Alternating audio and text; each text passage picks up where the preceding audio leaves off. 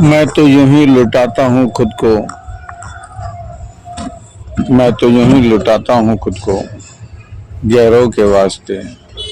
अपनों ने तो मुझे कहाँ लूटा, लूटा तो गैरों ने मुझे, अपनों ने तो मुझे चूथा। लुटाता हूँ मैं खुद को गैरों के वास्ते, अपनों ने मुझे कहाँ लूटा।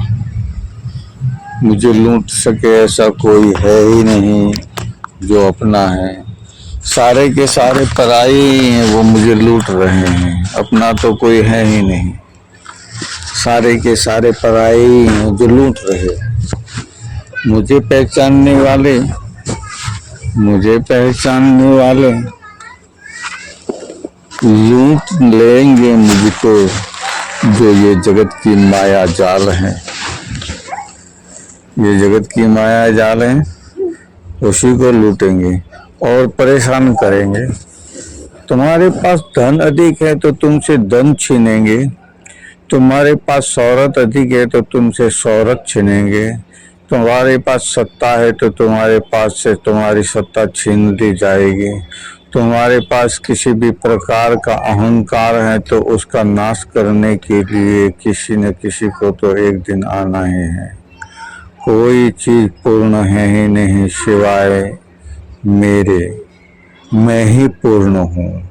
मैं जिसने जान लिया, मैं जिसने जानकर जीवन में जी लिया वही मैं। सिर्फ जान लिया तो वो मैं है, परंतु जिसने जीवन में उतार लिया तो वही मैं हूँ। स्वयं अपने इस देह से मुक्ति और बंधन का दाता। ईश्वर परमात्मा जगत के आधार में सब कुछ चलता है, परंतु वो हमारे भीतर तो कामनाओं की नगरी बसी रहती है। क्योंकि हमने सुना है, हमने जाना है, हमने देखा है, सत्ता वाले के पास, दौलत वाले के पास, शोहरत वाले के पास, धन धान्य या ताकत जिसके पास है उसके पास, या जो आडंबर कर रहा है उसके वहाँ हम शीघ्र ही जाकर नतमस्तक हो जाते हैं। परमात्मा जहाँ बसता है वहाँ तो हमें जा ही नहीं पाते हैं, वहाँ तो हम जा ही नहीं पाते हैं। क्यों नहीं जा पाते हैं? क्योंकि हमारी कामनाएं कामनाओं से युक्त हुई हैं।